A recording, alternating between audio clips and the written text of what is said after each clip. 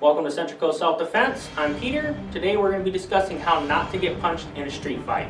If you would like to see me test these techniques out on the street against random people, make sure you share this video. If we get a few hundred views within the first 2 weeks, I'll be testing it out against random people on the street.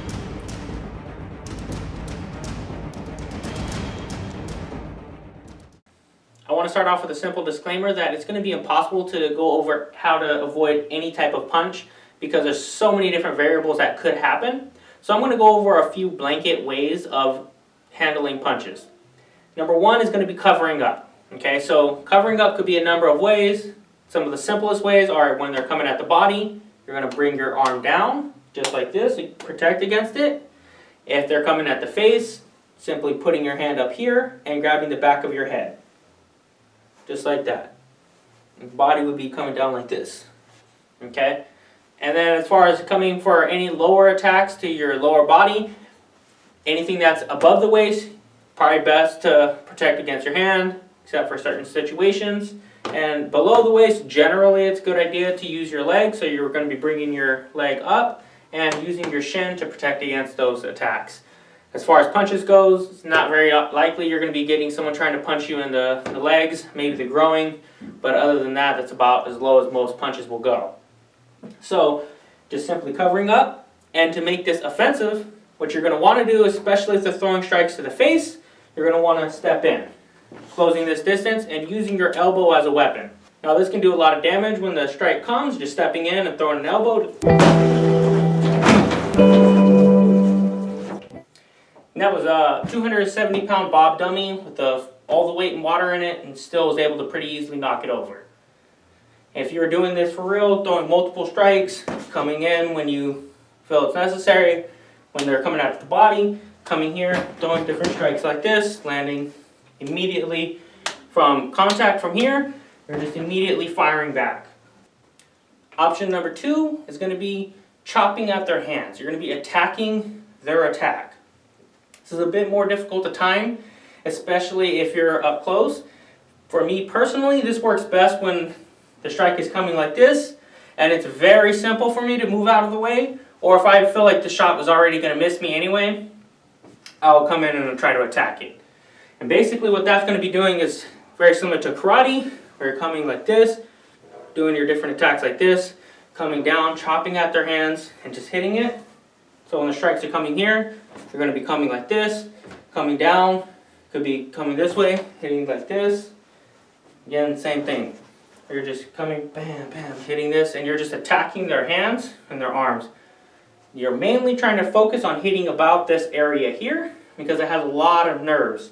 If you hit right here hard, it's going to loosen their grip, which makes it difficult for them to make a fist, as well as cause lots of pain. It's going to make them think twice about throwing another strike. From here to throwing these strikes here, it's very simple to just move into other techniques, coming in here, and you're hitting, coming back, and just landing multiple strikes there. So it's very simple to transition from this to throwing your strikes back, as well as harming their arm and hurting them as well. Option number three is going to be controlling the person. You can do this by simply just coming in, jamming their hands. If they're like this with their boxing guard, just grabbing and bringing it to them.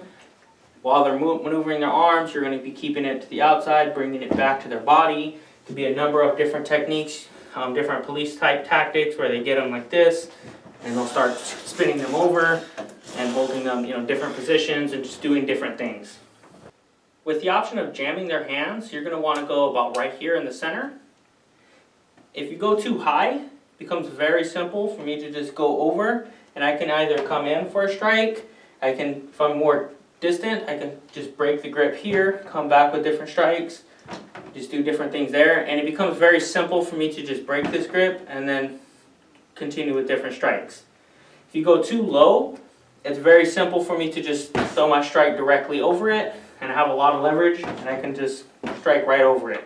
If you go right in the center, it makes that very difficult. So even if I try to twist and I try to go, it's not too difficult for you to just follow my hand and prevent me from breaking that grip. Still possible, but it makes it much more difficult to do that, especially if you're coming in quickly and just collapsing my arm and getting it to my body. So from there, you're going to be doing this. If the person just tries to wiggle the arm out, you're not going to be fighting their force, you're just simply redirecting their force. So you're going to be maneuvering your hand along with it and keeping them out here. You're going to mostly be wanting your arm to be inching its way towards their bicep area out here and getting similar to like a steering wheel position like this on their arms, and then bringing it back to their body. Be pinning here. And be doing your best to create angles and get off to the side where you're going to be pushing their arm about to their center and breaking their balance, knocking them over. So from this position, you can throw multiple strikes. You can come around, grip into their eyes, do different takedowns from there, come with knees, headbutts. It's a number of things. The same thing from here. You just come in, jam there, you come with headbutts, you come over the top with elbows, come up the center with knees. So it's a number of different things that you could do from this as well. Option number 4 is going to be movement. So you're going to be, if you're here and the strike is coming, it could just simply be your pull counter, where the strike comes like this, you're going to make them miss, and then come back. It could be that you're doing this slipping, so when you're here, stepping off to the side, landing strikes here, possibly coming around over the top for another one. It could be that you're maneuvering under punches. It's called bob and weave. So if the strike's coming like as a hook, I could just bob underneath. I can land here. I can land strikes there. I could just roll underneath, and then from here, come up with like an uppercut there. So it could be a number of different strikes there as well. That's going to be simply head movement, coming in and out, maneuvering this way, changing angles. So when the strikes are coming, they're missing, and then landing your different strikes there. With all of these techniques, it's going to take a lot of time to practice, to drill them. There's a number of different ways of doing it. So my recommendation is to choose one that you like, practice that, and then until you get pretty good at it, and then start to explore the other options.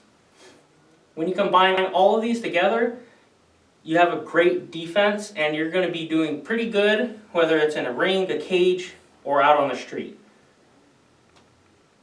If you enjoyed this video, make sure you hit the like button and check out my playlist to see other self-defense techniques and concepts. Thank you for watching Central Coast Self-Defense. I'm glad to have you on.